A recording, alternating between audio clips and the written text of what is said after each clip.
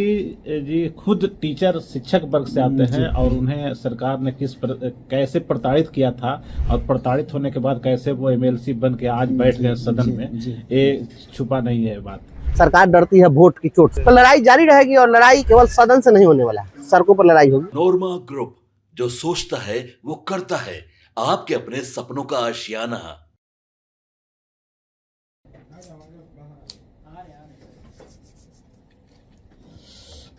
नमस्कार, बहुत बहुत स्वागत करते हैं आपका। विधानसभा और विधान परिषद दोनों सदन चल रहा है और दोनों ही सदन में लगातार आप देख रहे होंगे कि हम आपको बता ही रहे हैं कि क्या कुछ हो रहा है। बजट सत्र चल रहा है और लगभग 1 महीने का ये सत्र है। इस दौरान कई ऐसी बातें सामने आई हैं, इसमें कई बयान आए हैं जो सदन के बाहर भी हैं, सदन के भीतर भी हैं। लेकिन इसके साथ साथ कुछ ऐसी बातें भी सामने आई हैं जिसने लोगों को प्रभावित किया है। खास करके अगर बात करें तो जो नए लोग आते हैं सदन में चुन करके, उन लोगों को लेकर के सबका फोकस रहता है कि वो आखिर किस तरह से सदन में बिहेव करते हैं और उसका असर क्या होता है, इम्पैक्ट क्या होता है, उनके आने का मकसद क्या है। ऐसा ही कुछ देखने को मिला आज जब बंशीधर ब्रिजवासी से हमारे सहयोगी हैं बालकृष्ण जी, इनको आप अच्छी तरह से जानते होंगे, न्यूज़ फॉर हेडलाइंस के संपादक हैं और इसके साथ साथ WJAI का प्रदेश अध्यक्ष भी हैं। अक्सर आपने देखा होगा कि खबरों में बने रहते हैं और इसी दौरान बंशीधर ब्रिजवासी से इन्होंने बातचीत की। 2 दिन पहले हमने भी आपको बंशीधर ब्रिजवासी की बात सुनाई थी, हमारे संपादक सागर ने उनसे बात किया था, कुछ विषय अलग था। लेकिन आज जो उनकी चिंता थी वो चिंता काफ़ी जायज़ थी, क्योंकि उन्होंने एक खास वर्ग के लिए, शिक्षक वर्ग के लिए सवाल उठाए थे। एक बड़ा त्यौहार है होली का त्यौहार और इस त्यौहार के अवसर पर लोगों को वेतन जरूर चाहिए।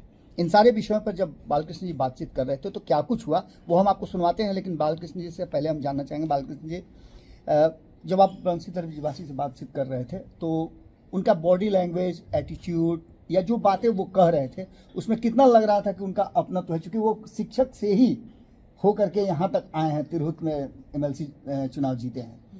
क्या लगा आपको बातचीत करने में, कैसा किस तरह की अनुभूति हुई? नहीं, देखिए, सबसे पहले तो आपके दर्शकों को हम नमस्कार करेंगे और हम ब्रजवासी जी की चर्चा इसलिए हम लोग आज कर रहे हैं जी।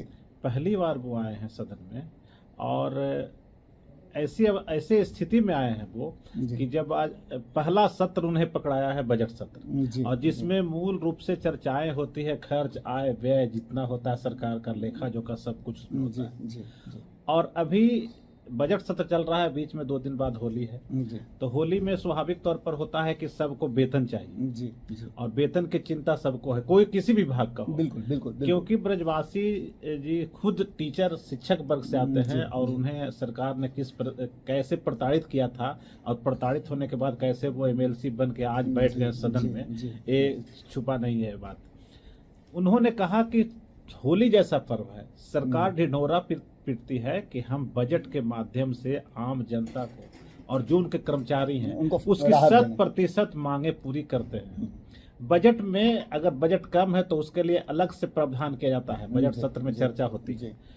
तो फिर अक्सर होता है कि होली हो, दशहरा हो, दीपावली हो, उसमें चाहे ईद जैसा पर्व हो, मुस्लिम भाइयों का पर्व होता है ईद, उनका जो भी पर्व, तो पहले एकदम पर्व के समय ही वेतन देने की परंपरा रही। दोनों ही पर्व दोनों समाज के लिए बहुत अहम पर्व है, क्योंकि होली भी साल में एक बार आता है और रमजान तो 1 महीने चलता है, तो काफी उसमें खर्च होता है। इस बात को लेकर के भी निश्चित रूप से सरकार की जो नीतियां हैं उसको लेकर के बंशीधर ब्रिजवासी, बालकृष्ण जी, हम आपके उस बयान को, आपने जो साक्षात्कार किया है, हम उसको सुनवाते हैं, फिर आपसे बात करते हैं।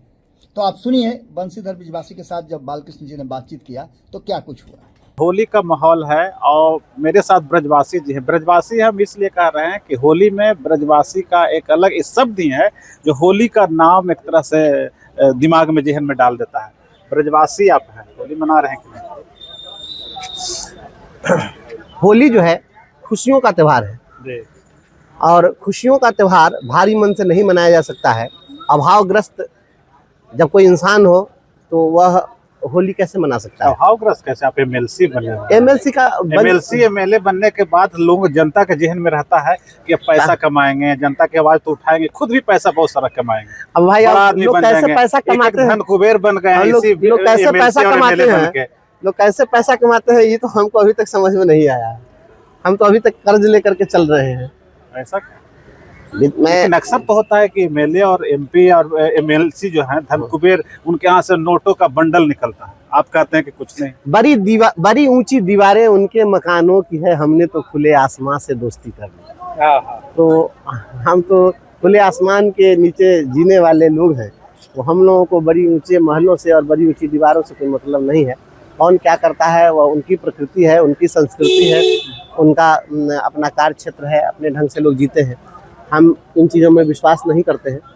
बस जो हमारा वेतन है हमको वह मिल जाए, मैं उसी में खुश रहने वाला व्यक्ति हूँ। अभी तक वेतन नहीं मिला है। आपको वेतन नहीं मिला? विधान पार्षद लगता 3 महीने गुजर गया। दिसंबर में 12 दिसंबर को मेरा नोटिफिकेशन हुआ है, तो दिसंबर, जनवरी, फरवरी, मार्च चल रहा है, चौथा महीना चल रहा है, अभी तक तो वेतन नहीं मिला। आप तो दूसरे के वेतन की लड़ाई लड़ने के लिए यहाँ पहुंचे हैं एक तरह से। नहीं मिला तो शिक्षकों को देख तो रहे हैं कि वित्त मंत्री जी सामने में थे और सदन में ही हम लोगों ने कहा कि भाई पैसा दीजिए। हम एक दिन शून्यकाल में भी उठाए हैं और उस दिन वित्त मंत्री जी से तो और हमारे जो सीनियर लोग हैं उन्होंने भी इस बात को रखी और वित्त मंत्री जी ने सभापति जी को आश्वस्त किया कि मैं इसको दिखवा लेता हूँ।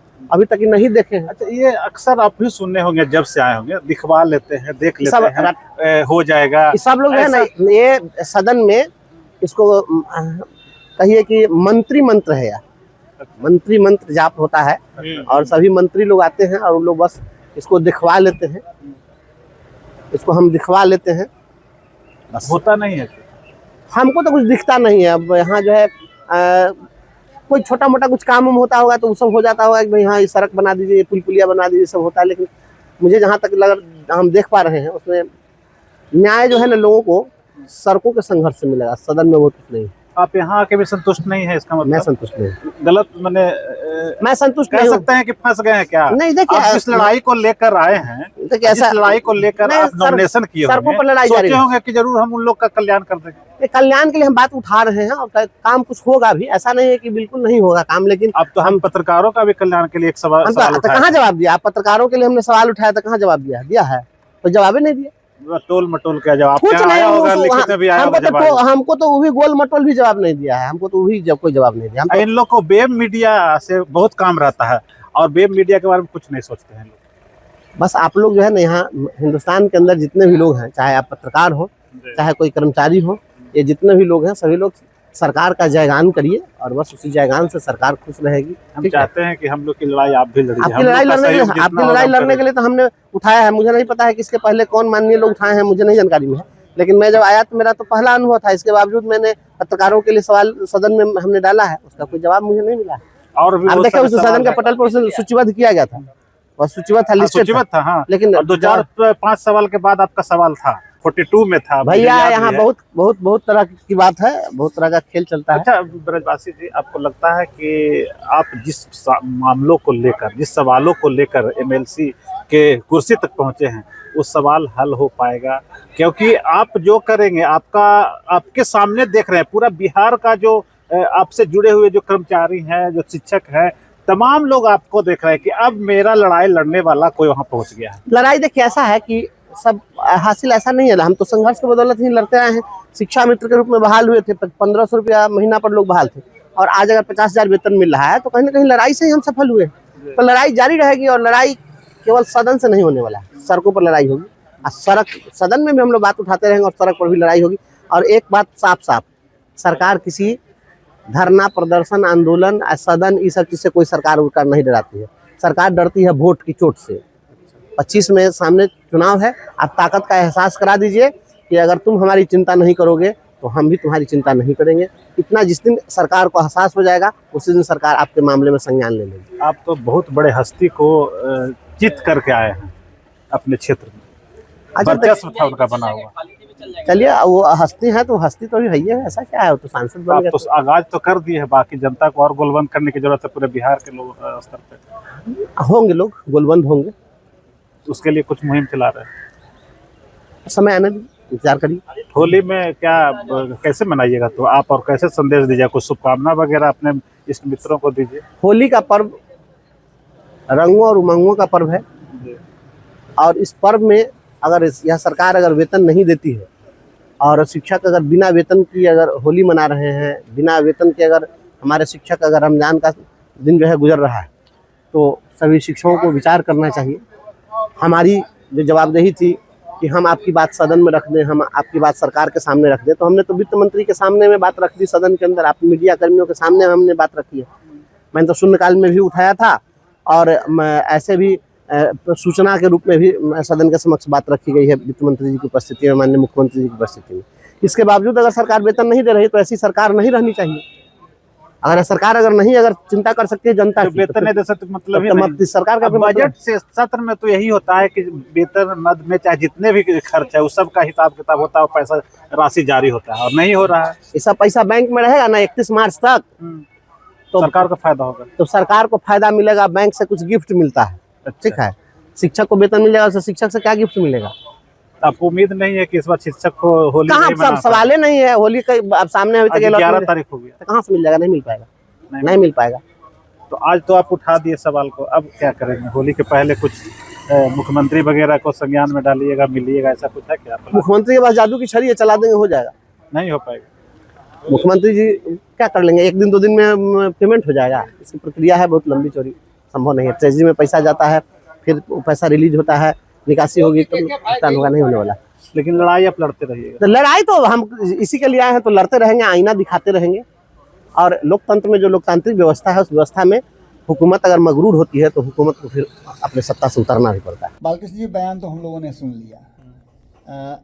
निश्चित रूप से आपने जो एक इंटरव्यू लिया है वो काफ़ी सारगर्भित था, और खास करके अगर शिक्षक समाज के लोग देख रहे होंगे तो उनके लिए भी एक निश्चित रूप से लगा कि उनका भी सवाल उठाने वाला कोई सदन में पहुंचा है।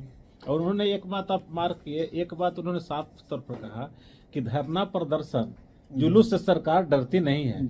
उन्होंने यहाँ तक कि एक बात जाहिर की कि वो आकर लगता है कि फंस गए, यहाँ से भी कोई कल्याण नहीं होगा। जिस मिशन के लिए वो आए हैं सदन में, सदन वो बोले जैसे होली के, जैसे जिसमें इस वीडियो में देखे इंटरव्यू में, कि जब सवाल किया कि वेतन मिलना चाहिए तो उसमें मंत्री तक में कोई सार्थक जवाब नहीं मिला जी, मैंने पॉजिटिव जवाब सरकार के पास कुछ नहीं था। तो उन्होंने चिंता जाहिर की कि सदन में आके भी हम लोग कुछ नहीं कर पा रहे हैं। लेकिन उन्होंने इतना जरूर कहा कि हम सदन से लेकर, सदन में तो हैं, सदन में आवाज उठाएंगे ही, सिर्फ शिक्षकों का नहीं, पत्रकारों का भी उन्होंने जिक्र किया, पत्रकारों की बात हम उठाएंगे, लेकिन सड़क पर भी संघर्ष करना पड़ा तो हम संघर्ष करेंगे। तो ये अपने आप में बहुत बड़ी बात है। और आज का जो उनका इंटरव्यू था काफी शिक्षकों के हित में भी था और पत्रकारों के हित में भी। चलिए बालकृष्ण जी, बहुत बहुत धन्यवाद आपका।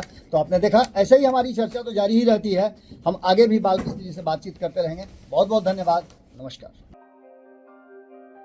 आपके सपनों को हमने सजाया है, ई होम्स पैनोरामा को हमने बनाया है। ई होम्स मेरा एक सपना था जिस पे मैं पिछले 4 साल से काम कर रहा था। हमने जो बनाया है वो सबने है माना। ई होम्स पैनोरामा में हो आपका भी आशियाना। और फाइनली हमने 2021 में इस प्रोजेक्ट को लॉन्च किया। बहुत लोग अप्रिशिएट कर रहे हैं कि पूर्णिया जैसे शहर में, बिहार के, एक तो बिहार की बात करें उसमें भी पूर्णिया जैसे छोटे जगह में इस तरह का लाइफस्टाइल देना, ये सुन के हम लोगों को बहुत अच्छा लगता है। ई होम्स में हमने कुछ और भी किया है, जैसे हम जिस जगह में रह रहे हैं हमारे फैमिली सिक्योर हो, उनको सिक्योरिटी का ध्यान में रखा है। आपकी सुविधा और सुरक्षा आपके लिए खास है, ये आपका विश्वास है। इसमें आर्टिफिशियल इंटेलिजेंस का 7 लेयर सिक्योरिटी का हमने इस्तेमाल किया है। लस ग्रीन कैंपस को बनाया है, यदि हमारा बाउंड्री वाल है तो वो वर्टिकल गार्डन है। ये जितनी भी फैसिलिटी होता है एक इंटरनेशनल टाउनशिप में ई होम्स है, ये हम लोग विश्वास नहीं कर पा रहे हैं। जो भी हमारे मित्र दोस्त या जो भी हमारे बाहर के बाहर आते हैं तो हम लोगों को बहुत अच्छा सुनने को मिलता है और बहुत अच्छा क्रेडिट मिल रहा है। वो सारा हमने सिर्फ एक बिल्डिंग नहीं बनाया, हमें एक बहुत अच्छा लाइफस्टाइल दिया ई होम्स में, और मेरा एक सपना था जिसको मैं आज फुलफिल होते हुए देख पा रहा हूँ। ये आपका आवास है। ई होम्स पैनोरामा में अब आपका निवास है। E Homes Panorama, luxurious lifestyle redefined. Panorama Group, जो सोचता है वो करता है।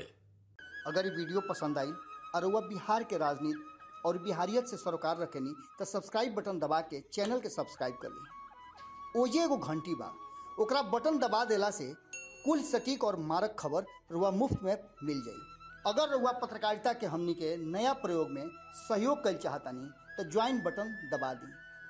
पेटीएम नंबर नोट कर ली 9386816700।